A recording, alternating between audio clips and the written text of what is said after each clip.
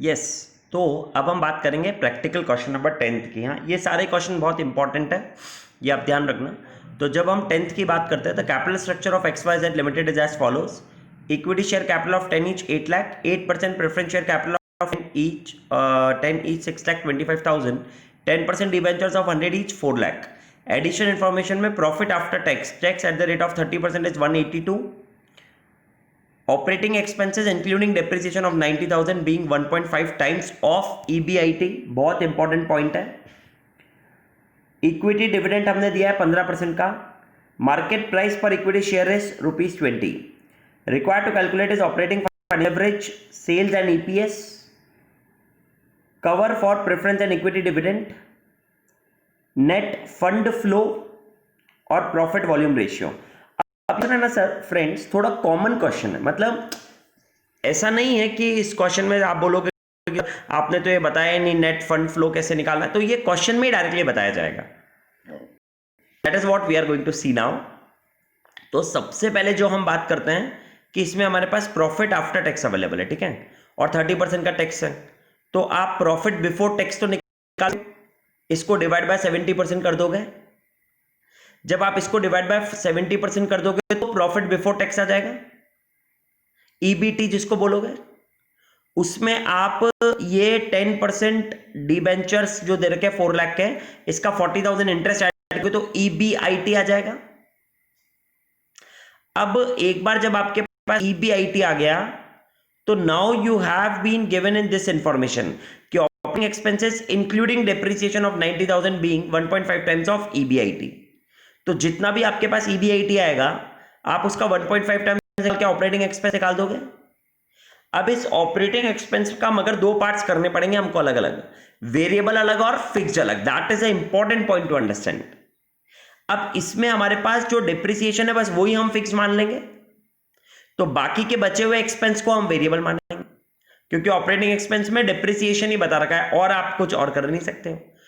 आप EBIT में फिर जब वो फिक्स्ड एक्सपेंस को ऐड कर दोगे तो कंट्रीब्यूशन आ जाएगा, फिर वेरिएबल को ऐड कर देंगे तो सेल्स आ जाएगा, यानी ऊपर तक का इनकम स्टेटमेंट बन गया। और जब आपके पास NPAT था उसमें से PD माइनस कर दोगे तो net profit for equity share holders आ जाएगा, divide by number of equity shares कर दोगे तो EPS आ जाएगा। तो हम सेल्स EPS निकाल देंगे। ऑपरेटिंग लेवरेज का फॉर्मूला कंट्रीब्यूशन अपॉन EBIT हो जाएगा, और फाइनेंशियल लेवरेज का formula EBIT upon EBT minus PD upon 1 - T करना पड़ेगा, क्योंकि यहां पर प्रेफरेंस शेयर्स भी गिवन है। तो आई बिलीव ये चारों तो आप निकाल लोगे। चेक कर लेते हैं इन चारों को। सिर्फ इसमें यही समझना था कि ऑपरेटिंग एक्सपेंस के दो पार्ट्स करने थे। तो let us check this question now. देखो आपके पास सबसे पहले ये गिवन था EAT, ये गिवन था, ये है स्टार्टिंग पॉइंट हमारा।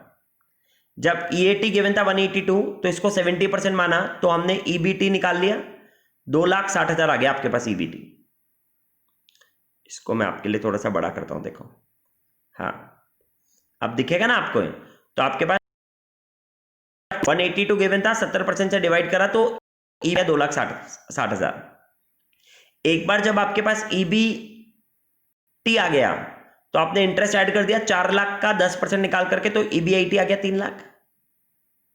फिर इसका 1.5 टाइम्स करा तो उसका वर्किंग नोट बनाया, देखो ये यहां पर नीचे, ये हमने उसका वर्किंग नोट बनाया। Operating expense 1.5 times of EBIT, तो 1.5 टाइम्स ऑफ 3 लाख 4.5 लाख आ गया, जिसमें से 90,000 हमारा फिक्स मान लिया हमने डेप्रिसिएशन को, तो रिमेनिंग 3,60,000 आपका बैलेंसिंग फिगर वेरिएबल आ गया।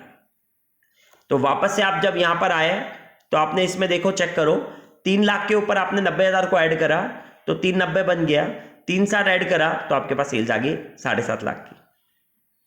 ऐसे ही जब आप इसके नीचे गए तो आपने PD माइनस कर दिया पहले प्रेफरेंस डिविडेंड, तो net profit for equity share holders divide by number of equity shares करा तो आपके पास EPS आ गया। तो that is how you have solve this one. एक बार आपने यहां तक कंप्लीट करा तो हम इसका OL और FL तो निकाल ही सकते हैं। ये देखो आपके सामने OL contribution upon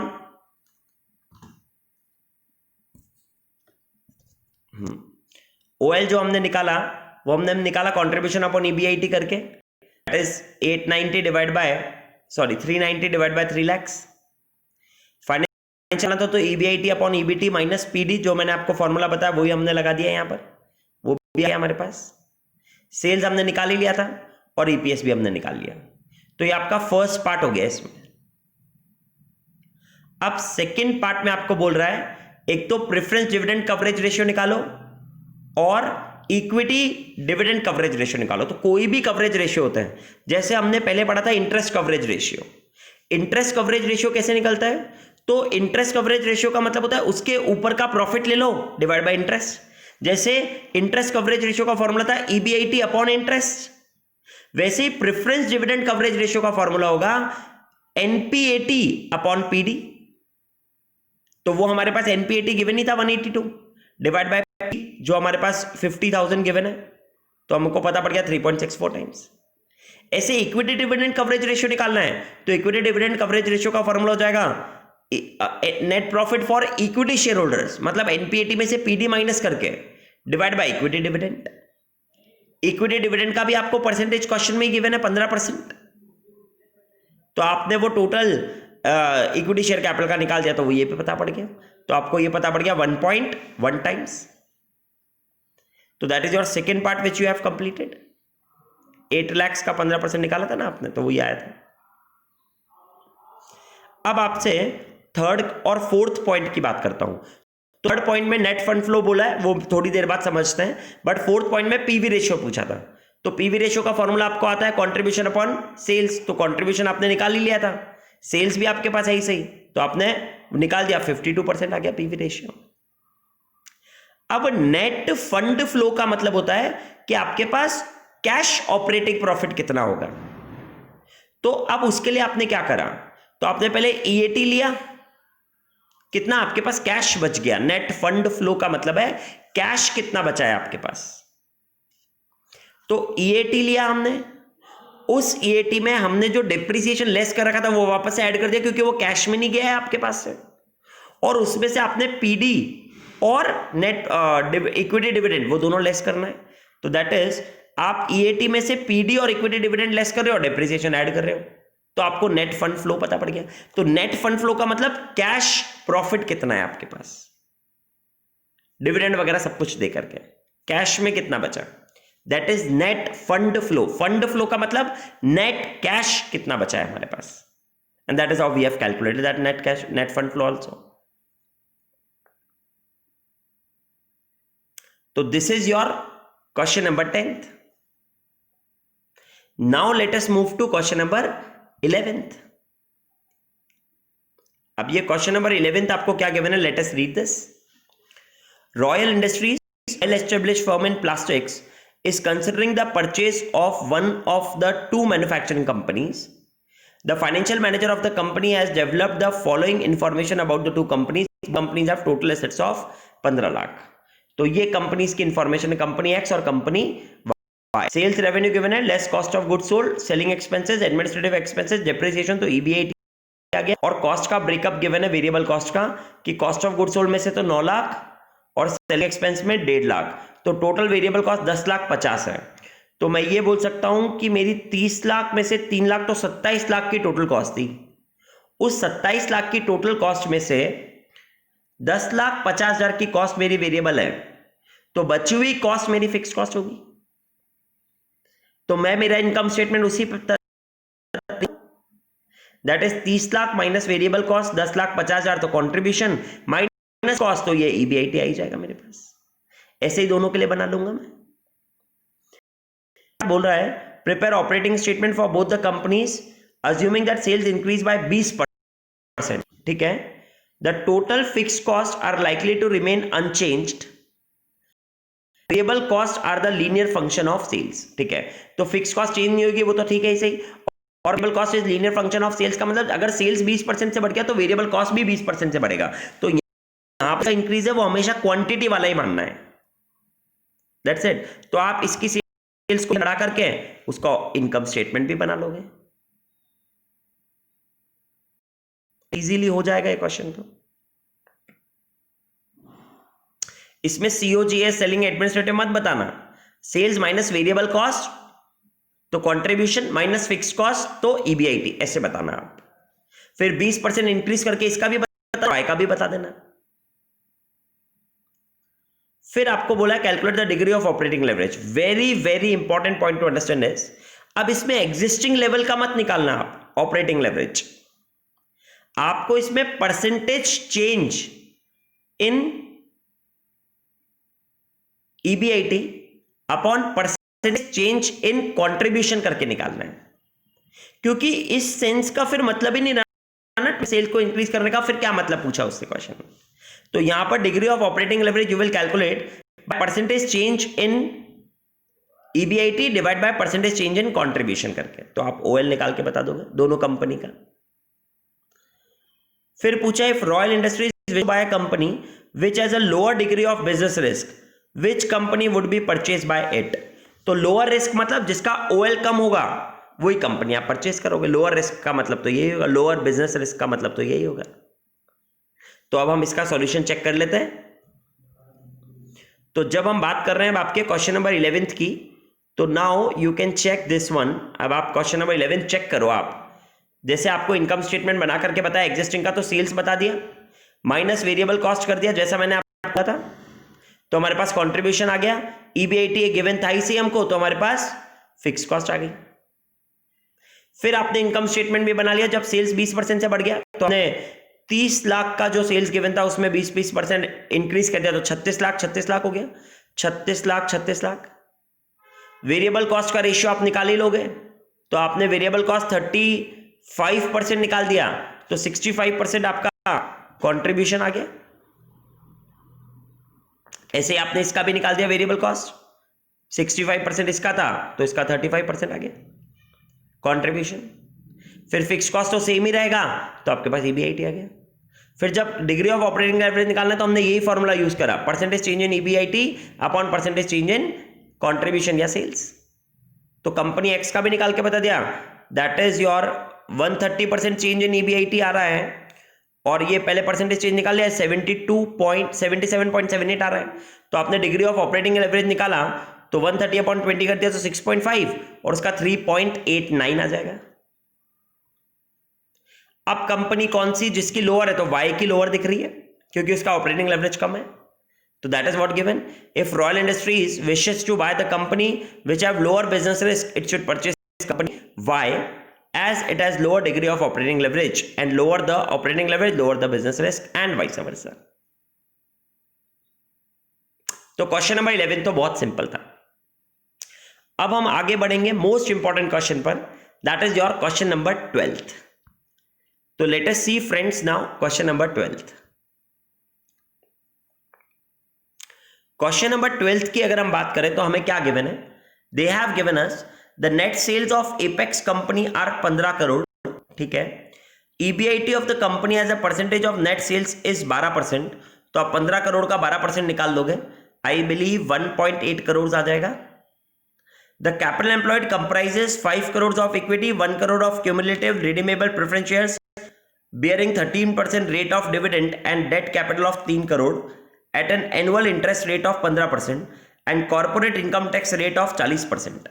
Required part is calculate the return on equity for the company and indicate its segment due to the presence of preference share capital and debt capital। बहुत बहुत इंपॉर्टेंट और अच्छा कॉन्सेप्ट समझने के लिए ये question है। आपसे ROE पूछ रहा है और साथ में पूछ रहा है कि इसके सेगमेंट को बताओ। सेगमेंट का मतलब होगा इसमें कि ये ROCE और ROE में जो डिफरेंस आ रहा है, तो वो ROE इतना % किसकी वजह से आया। सेगमेंट का मतलब होता है किसकी वजह से आया, तो प्रेफरेंस शेयर्स और डेट की वजह से जो उनको बेनिफिट हुआ वो हमें बताना है। इसके बाद हमसे पूछा है calculate OL of the company given that is combined leverage is 3। तो कंबाइंड लेवरेज गिवन है और OL पूछा है, तो आप पहले FL निकालोगे, फिर CL डिवाइड बाय FL कर दोगे तो OL आ जाएगा। तो वो करने से पहले अब हम बात करेंगे सेगमेंट की, ठीक है। तो सबसे पहले इस क्वेश्चन में आपके पास जो नेट सेल और ईबीआईटी 12% है, तो 1.8 करोड़ आपने क्या निकाल लिया, आपने निकाल लिया 1.8 करोड़, ठीक है। 12% निकाल दिया ना। अब ईबीआईटी अपॉन कैपिटल एम्प्लॉयड करेंगे तो RCE आ जाएगा हमारे पास। The capital employed comprise of 5 crore, तो ये 1 करोड़ ये और 3 करोड़ ये, तो 5 और 1 6 और 3 9 करोड़ हो गया। तो 1.8 डिवाइड बाय 9 करोड़ करोगे तो 20% आ गया आपके पास ROCE। यहां तक समझ में आया? अब अगर हमें ROE निकालना है, रिटर्न ऑन इक्विटी निकालना है, तो इसका फॉर्मूला होगा net profit for equity share holders divided by equity share holders fund into 100। तो अब net profit for equity share holders की बात करेंगे तो EBIT आपके पास 1.8 करोड़ आया, उसमें से इंटरेस्ट माइनस करोगे पहले, तो इंटरेस्ट हमारे पास दे रखा है 3 करोड़ का 15%, तो 0.45 करोड़। तो 1.8 में से 0.45 माइनस करोगे, देखो ये सब मैंने बना के बताया हुआ है, चलो हम वो चेक कर ही लेते हैं। Yes, late us see this. देखो सबसे पहले हमारे पास कैपिटल स्ट्रक्चर आया, ये रहा कैपिटल स्ट्रक्चर, देख रहे हो आप, 5 3 और 1, ये आ गया पूरा 9 करोड़ का। फिर हमने EBIT निकाला 12% ऑफ 15 करोड़, तो जैसे मैंने बताया 1.8 करोड़, तो ये आ गया आपके पास 1.8 करोड़ रुपीज इन करोड़ ही है। फिर इसमें से हमको इंटरेस्ट माइनस करना है, तो हमारे पास डिबेंचर था 15% 3 करोड़ का, तो 0.45 आ गया, ये हमने माइनस कर दिया इसमें से, तो 1.35 आपके पास EBT बच गया। फिर टैक्स रेट हमें क्वेश्चन में गिवन है 40%, वो माइनस करा आपने 0.54 का, तो आपके पास 0.81 आपके पास अर्निंग आफ्टर टैक्स बच गया। फिर नेट प्रेफरेंस डिविडेंड लेस करोगे आप, तो वो 1 करोड़ का 13% 0.13 आ जाएगा, तो 0.68 आपके पास earning for equity share holders बच गया। इसको डिवाइड 5 करोड़ कर देंगे, क्योंकि हमारे पास यहां पर सिर्फ इक्विटी शेयर होल्डर्स फंड के लिए यही है, कोई रिजर्व्स वगैरह नहीं है। ये डिवाइड कर दोगे आप, तो पहले ROCE तो 20% और ROE जो आपने निकाला वो आपने निकाला 6%। अब इसका बहुत बहुत बहुत इंपॉर्टेंट पॉइंट जो आपको समझना है, वो आपको ये समझना है, ROCE का मतलब यही होता है ना कि मैंने जितनी कैपिटल लगाई उसके मुझे रिटर्न कितना आ रहा है। तो अगर मैं 9 करोड़ रुपए लगा रहा हूं और मुझे 1.8 करोड़ मिल 20% रिटर्न मिल रहा था, इसका मतलब अगर मैं इक्विटी शेयर होल्डर्स के लिए 5 करोड़ लगाता हूं तो उसका 20% ही मैं अर्न कर रहा था। 1 करोड़ लगाया तो भी 20% ही अर्न करा प्रेफरेंस शेयर्स के रिगार्डिंग भी, और 3 करोड़ डिबेंचर्स का लगाया तो भी मैंने 20% ही अर्न करा। बट आई बिलीव उनमें से भाई, अब मैंने 20% प्रेफरेंस शेयर्स का अर्न करा, मगर उनमें से देना तो उनको 13% ही पड़ा, तो जो बच गया वो मेरे लिए बचा, तो इक्विटी शेयर होल्डर्स का रिटर्न ज्यादा बढ़ जाएगा।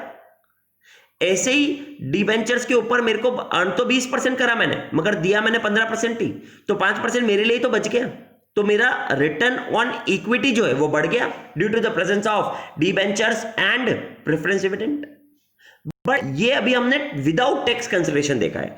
अब हम विद टैक्स अगर कंसिडरेशन देखेंगे तो वो सेगमेंट हमें बताएगा कि जब आपका ROCE 20% है और आपका ROE 13.6% है, जबकि ROE हमारा आना चाहिए 12%। कोई बोलेगा कैसे 12%?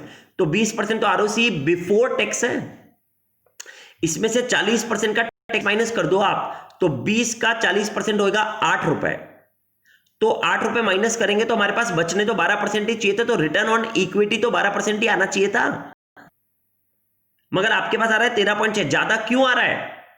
क्योंकि due to the presence of debentures और प्रेफरेंस शेयर। अब वो कैसे, इसका सेगमेंट बताना है कि 13.6 हमारे पास कैसे आया। तो अब हम क्या करेंगे, अब हम ये तीनों के लिए अर्न तो 20% ही करते हैं, डिबेंचर्स के 3 करोड़ के ऊपर भी आप अर्न तो 20% ही करते हो पहले EBIT, तो फिर उसमें से उसका इंटरेस्ट माइनस कर देंगे और जो पैसा बचा उसमें से टैक्स माइनस कर दिया, तो जो बचा वो इक्विटी शेयर होल्डर्स के लिए बच गया। देखो चेक करके दिखाता हूं, मैं आपको समझाता हूं। देखो ये मैंने सेगमेंट बनाया है, अब इस सेगमेंट को आप चेक करना। अब आप इस सेगमेंट को चेक करो, डेट कैपिटल था 3 करोड़ का, अर्न तो हमने 20% ही करा, ROCE तो 20% ही था, तो 20% पहले निकाला तो 0.6 आ गया, इसमें से हमने उनको इंटरेस्ट दे ही दिया 0.45 का उनका, तो हमारे लिए बच गया 0.15। इक्विटी शेयर होल्डर्स के लिए तो बचा इसका अमाउंट, मगर इसमें से टैक्स 40% लेस करा तो हमारे लिए बचा 0.09 करोड़। अब ये हमारी इक्विटी का परसेंटेज कितना हुआ, तो 5 करोड़ के ऊपर हमको इतना मिल रहा है, तो दिस डिवाइड बाय 5 करोड़ जो इक्विटी था, तो परसेंटेज पता पड़ गया 1%। तो due to the presence of debt हमको रिटर्न मिल रहा है 1.8% का फिर प्रेफरेंस कैपिटल की बात करी, 1 करोड़ की थी तो अर्न तो 20% ही करा, तो पहले तो आ गया 0.20, मगर इसमें से पहले जाएगा फिर प्रेफरेंस डिविडेंड जाएगा, तो जब हमने टैक्स माइनस कर दिया इसमें से 40% का, तो 0.20 का 0.08 चला गया, तो हमारे पास 0.12 बच गया। फिर उसमें से पीडी गया हमारा, तो 1 करोड़ का 0.13 जाएगा, तो 0.12 ही हमने तो उनके लिए अर्न करा था, मगर 0.13 देना पड़ा, तो हमको लॉस हो गया due to the presence of preference dividend. तो 0.01 डिवाइड बाय 5 करोड़ इंटू 100 करा, तो 0.02 का हमें, हाँ 0.02 का हमें लॉस हो गया due to the presence of preference capital. अब इक्विटी की बात करेंगे तो 5 करोड़ का 20% हमें पूरा मिला 1 करोड़, मगर 40% का टैक्स चला गया, तो हमारे लिए 0.6 ही बचा, तो 0.6 डिवाइड बाय 5 करोड़, तो हमारे पास 12% आ गया। मैंने आपको बताया था 12% ही आना चाहिए, क्योंकि टैक्स तो माइनस करोगे इसे ही। तो अब 12% plus 1.8% minus 0.2% will give you 13.6%। This is a segment of ROE due to the presence of preference shares और डेट कैपिटल। आई बिलीव ये इस बात समझ में आई होगी। कैसे करा मैं वापस से समझा रहा हूं। ROCE आपका 20% था, ROE 13.6% आया, मगर ROC तो बिफोर टैक्स था, आफ्टर टैक्स बनाओगे तो 12% ही होगा, बट ROE फिर भी ज्यादा क्यों आ रहा है? Due to the presence of debentures and preference capital. तो वो कैसे बनाया हमने? तो पहले हमने पूरा सेगमेंट बनाया कि 3 करोड़ की डिबेंचर्स के ऊपर 20% का रिटर्न मिला, तो इतना आ गया। उसमें से हमने इतना रुपए उनके पैसों पर अर्न करा, उसमें से हमने उनको उनका इंटरेस्ट दे दिया, तो बचा इतना। मगर ये बिफोर टैक्स था, तो उसमें से टैक्स माइनस करा, तो आफ्टर टैक्स ये बच गया। ये बचा हमारे 9 करोड़ के ऊपर कितना परसेंटेज, तो वो निकाल दिया हमने। ऐसे ही प्रेफरेंस शेयर्स के लिए करा, बट प्रेफरेंस शेयर्स के ऊपर अर्न ये आपका बिफोर टैक्स था, तो पहले टैक्स माइनस करेंगे प्रेफरेंस शेयर्स में, फिर प्रेफरेंस डिविडेंड, तो हमारे को लॉस हो गया। वापस डिवाइड बाय 5 करोड़ करा, तो हमें पता पड़ गया परसेंटेज कितना आया। फिर इक्विटी के लिए करा, तो इक्विटी के लिए तो पूरा अमाउंट ले लिया और उसमें से सिर्फ टैक्स माइनस कर दिया, वो हमारे पूरा बच गया। अब फिर ये टोटल डिवाइड बाय आपने इक्विटी कर दिया, तो आपके पास ROE आ गया। अब OL CL3 था, तो पहले FL निकाल लोगे, EBIT upon EBT minus PD upon 1 minus T करके, तो वो आपके पास आ गया 1.59। तो CL divide by FL will give you OL, वो भी आ गया हमारे पास 1.89 का। And this is how we have completed your all 12 questions of leverage chapter. आप मॉड्यूल के क्वेश्चंस ट्राई करो, कोई प्रॉब्लम आए तो then you can ask me. Thank you very much friends.